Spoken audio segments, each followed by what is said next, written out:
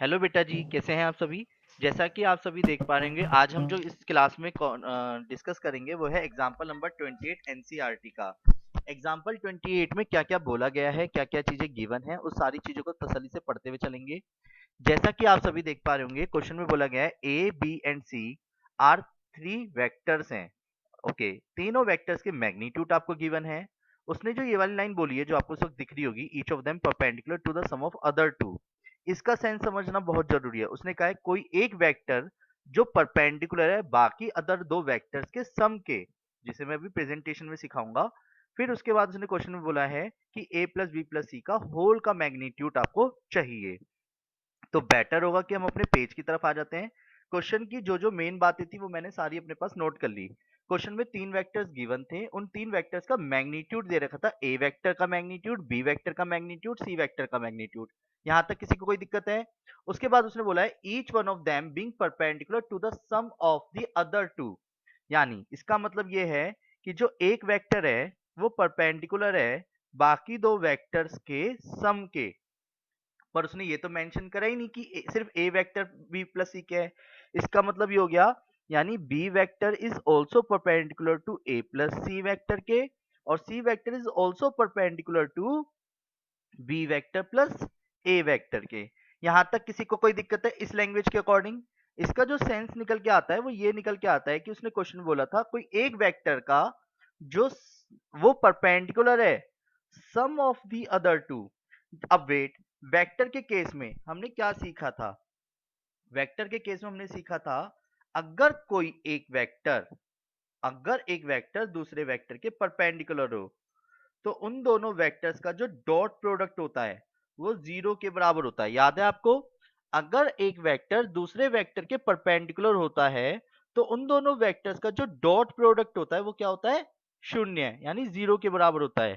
तो इसके ब्याह पे मतलब मैं ये कह सकता हूँ कि हमारे को गिवन है इनडायरेक्टली वे में कि A vector dot B plus C is equal to शून्य, B vector dot A vector plus C vector is equal to शून्य, और C vector dot B vector plus A vector is equal to शून्य। यहां तक किसी को कोई दिक्कत है? अगर किसी को दिक्कत है तो प्लीज बता दीजिएगा। मेरी वॉइस क्लियर आ रही है ना आप सबको? अब वेट, हाँ क्वेश्चन जी में, सर। अब क्वेश्चन में हमारे को पूछा गया है फाइंड ए प्लस बी प्लस सी का होल का मैग्नीट्यूड। तो वेट, वेक्टर के केस में एक और प्रॉपर्टी हमने सीखी थी। कोई भी एक जना आंसर देना इस बात का। अगर किसी एक वेक्टर की उसी वेक्टर के साथ जब डॉट प्रोडक्ट किया जाता है तो बताओ क्या होता है? अगर किसी एक वेक्टर की उसी वेक्टर के साथ डॉट प्रोडक्ट किया जाए तो क्या होता है, चलो बताओ। उस वेक्टर का स्क्वायर, मैग्नीट्यूड का स्क्वायर। वेरी गुड दीदी, वेरी वेरी गुड, शाबाश बेटा। तो अगर किसी वेक्टर का उसी वेक्टर के साथ डॉट प्रोडक्ट किया जाए तो वो उस वेक्टर के मैग्नीट्यूड के स्क्वायर के बराबर होता है। तो चलो ठीक है सर, तो यानी कि मैं जानता हूं, वी नो दैट। मेरी राइटिंग आप सभी को बहुत क्लियर दिख रही है? वी नो दैट यानी हम जानते हैं। क्या जानते हैं? कि अगर मुझे जिस भी वेक्टर का मैग्नीट्यूड चाहे करे, अकॉर्डिंग टू क्वेश्चन किसी ना किसी वेक्टर का मैग्नीट्यूड तो चाहिए होता है। तो जिसका भी मैग्नीट्यूड चाहिए होता है आपको, उसी वेक्टर की उसी वेक्टर के साथ डॉट प्रोडक्ट कर दिया करो। यानी क्या? मुझे चाहिए ए प्लस बी प्लस सी का मैग्नीट्यूड, ठीक है, तो मैंने उसको जान के पकड़ा, उसी का उसी के साथ डॉट प्रोडक्ट लिख दिया। अब वेट, अब वी नो दैट लिखा है तो यानी कि हम जानते हैं। हम जानते हैं तीन वेक्टर्स का जो सम है उसी वेक्टर का अगर उसी वेक्टर के साथ डॉट करूंगा तो क्या वो मैग्नीट्यूड का स्क्वायर कहलाएगा या नहीं कहलाएगा? हाँ जी, कॉन्सेप्चुअली कहलाएगा, क्योंकि तीन वेक्टर का सम भी ऑलरेडी एक वेक्टर होता है। ये बात क्लियर है? बोलो हाँ या ना। बोलो हाँ या ना। अब वेट, इसे जी। बहुत तसल्ली से समझते हैं। अगर ये a प्लस बी प्लस सी के होल का स्क्वायर है मैग्नीट्यूड के, तो इसकी इंटू पहले a के साथ करी, a vector dot a vector plus a vector जब डॉट करूंगा तो मैंने जान के b प्लस सी के साथ करी, क्योंकि a डॉट b प्लस सी शून्य के बराबर है। चाहूं तो अलग अलग भी लिख सकता हूँ, टाइम वेस्ट रहेगा।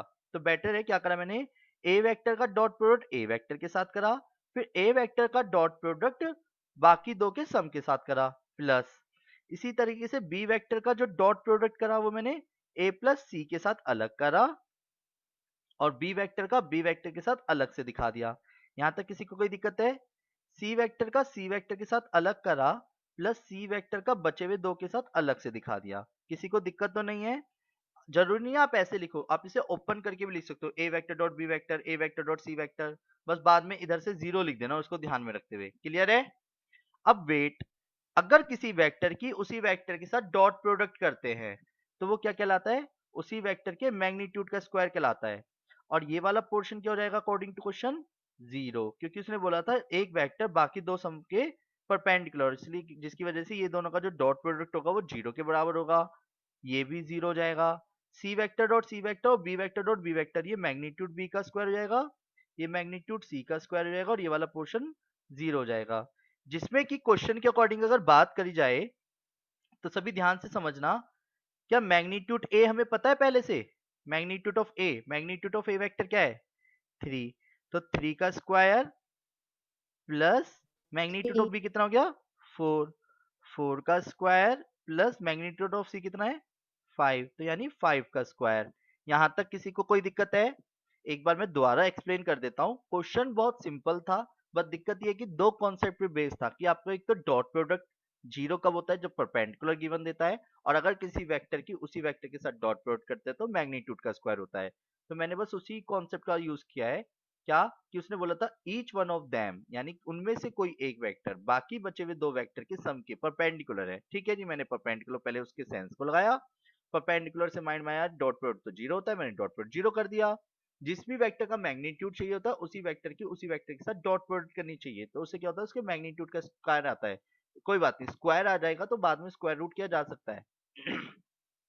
मल्टीप्लीकेशन करते समय ए वेक्टर का डॉट मैंने पहले ए के साथ किया, फिर ए वेक्टर का डॉट बाकी बचे हुए दो वेक्टर के साथ किया, फिर बी का सम बी का डॉट ए के साथ किया, बी का ए के साथ न करके बी का ए और सी के साथ एक साथ करा और बी के साथ अलग करा। ये क्लियर है पहले?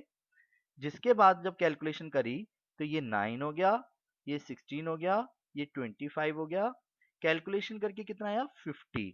अब सिचुएशन ये है, ये तो magnitude of A plus B plus C का होल स्क्वायर है, पर मुझे तो magnitude of A plus B plus C चाहिए था। तो क्या करा बेटा जी मैंने? Square root on both side करा। क्लियर है? जैसे ही मैंने square root on both side करा तो magnitude of A plus B plus C का जो वेक्टर का मैग्नीट्यूड आया है वो √50 आ गया, और √50 को क्या लिखा जा सकता है? 50 25 इंटू 2, और 25 इंटू 2 25 रूट से बाहर जाएगा, जिसे लिख सकते हैं 5√2। आया समझ? बोलो हाँ। आया आया आया, यहाँ तक क्वेश्चन क्लियर है आप सभी को?